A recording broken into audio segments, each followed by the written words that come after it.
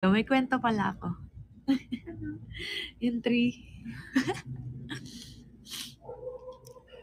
Yung kwento ko. Kasi kanina may kausap akong broker.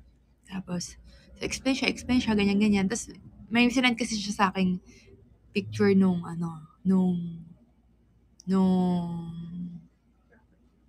property. So, ganyan.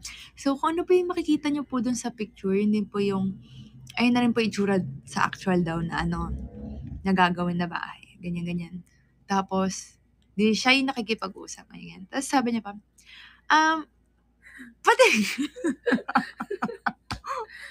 tapos sabi niya, pati ba ba yung puno kasama? Kasi doon sa picture, may puno. Tapos sabi ng broker, napatawa siya, ma'am, sige po, tanong ko po yan. Kasi, hindi ko nakaalala yun. Kasi tawang-tawa talaga kami. As in, gumagana na yung tawa namin.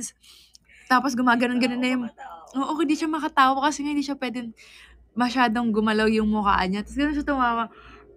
Ganon lang siya. Tapos, sa sobrang hindi namin kinaya, tapos umalis na siya kasi nag-CR siya. Hindi, nagpaalam na lang ako dun sa sa broker na, ganito po, sige po, balik na lang ako, ganyan. Tapos, pagbalik niya, tawang-tawa siya. Tapos sabi ko sa kanya, bakit po kasi ito na yung puno? Sabi niya, sa sobrang mahal, kailangan kasama yung puno.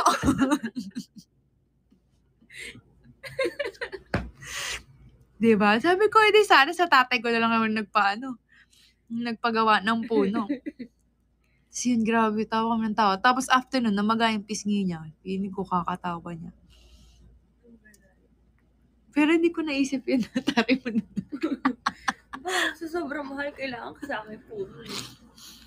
Tapos ang gaganda ng puno, sabi ko, sige, gusto mo ba ganito pa yung puno?